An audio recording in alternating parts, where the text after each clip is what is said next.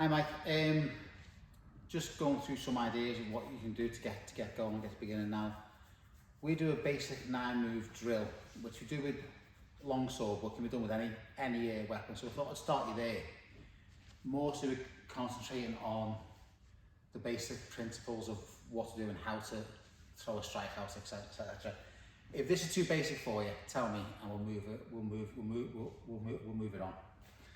So first thing is first is how to throw a strike out. Stance, body position, etc. Your stance is going to be pretty wide, lead foot roughly facing forward, back foot twisted off a bit so you're nice and solid. Okay. There's footwork exercises, but I've got videos on them, so I'll show you them as well. What we're going to do is, for now, just going to go backwards and forwards, but I want you to move and keeping this gap. So as you're moving, you're nice and solid. We often talk about the triangle. The triangle is this foot, and your opponent, in this case, the camera. If I allow the lead foot to come in too much, I'm very solid in this plane. I'm not anywhere else. So keep it nice and wide, nice and stance, so you're going forward, back. The single-handed sword, we're going to start with down from the right. Okay? What you also do, because you're using a single-handed sword, we're going to start here, and we're going to start with this hand here. So this is your stance. With your right hand or left hand, it doesn't really matter. You just change it round. I'm going to do it right-handed because it's easier. Okay, you're going to start all these up. The reason for this is you've got to keep this in play. You'll see a lot of stances where this is at the back or down below or just getting it out the way. It gets it out the way of the attack, but it means that you can't use it. And we need to use every weapon we've got, which includes this. But I'm not leaving it out there and bringing it back. We're going to start with the sword up here, just because it's easier. You can start anywhere you want if you want. We start to here. We're going to attack down from the right. So imagine if you're attacking me, you're aiming for roughly here, because you've got a nice margin of error either way. Now, first things first is when to throw the attack. Be careful to understand that you follow the weapon all the time. So the weapon goes first, and then you go. The reason for that is if I step too soon, I'm moving into the other person's zone of attack, should we call it, and this is no threat to them at all.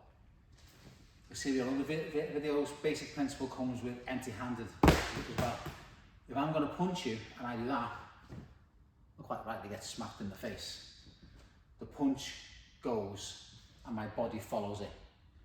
It means the attack comes first, the opponent has to do something about the actual attack, plus I then get to use body mechanics to make the attack harder, faster, without too much more effort from me.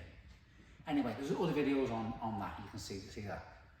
So for now, we're going to just start here, and we're going to go out, attack down from the right, and pull it back into your body here. It might feel a bit false when this is a drill. We're not doing any techniques or anything yet, it's a drill to get moving with the thing. How that attack looks is, it's out and in. So as it comes from here, it's out and pulling it back. Because you're not hammering down, you're slicing. So the attack comes through. So for this one, we're going to go down from the right and then down from the left. So from here, it goes out, raise it up, bring it round, down.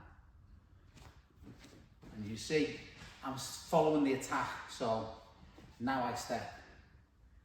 Haven't stepped.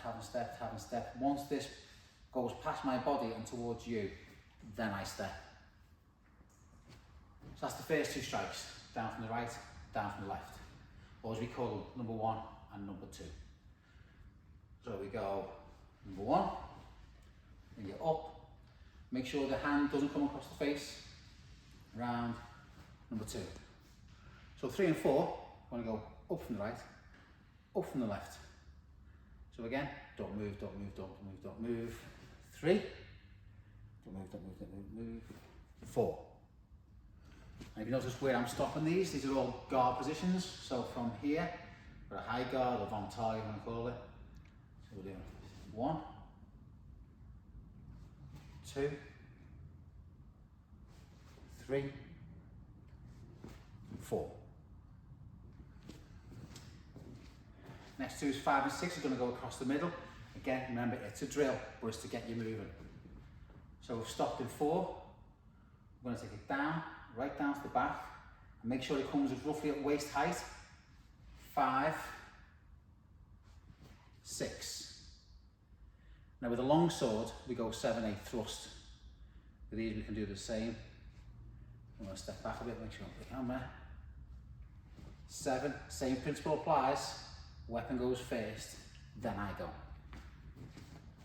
So from here, do you remember? That's on 4, 5, 6, 7, 8. Back the camera. The number 9 just comes straight down over the top. So we finish at number 8, then we just drop 9. That's just a nice little flourish to finish off.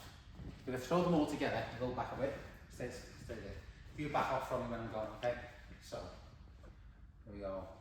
1, 2, keep the sword moving. 3, 4, 5, 6, 7, 8, 9. Just a nice simple drill, and your aim is make sure all your timings are correct. So remember, don't step too soon, keep yourself balanced. Your aim is to get that drill in your head, keep it slow, keep it smooth, no strength, no power, no speed, nice and smooth. Your strength and your power will come from doing the cuts and the body mechanics correctly. Then start to smooth it out. So I say keep the weapon going. And then you can start to build a bit of speed. So it's 1, 2, 3, 4, 5, 6, 7, 8, 9. Play back with that. Start to then smooth it out a bit more. You can pick the pace up a bit. 1, 2, 3, 4, 5, 6, 7, 8, 9.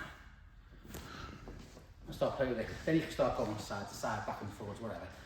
If you look at a lot of our long sword videos, the basic ideas work with any weapon. But hopefully that'll get you going. If that's too simple, tell me, and we'll actually move it on from there. That.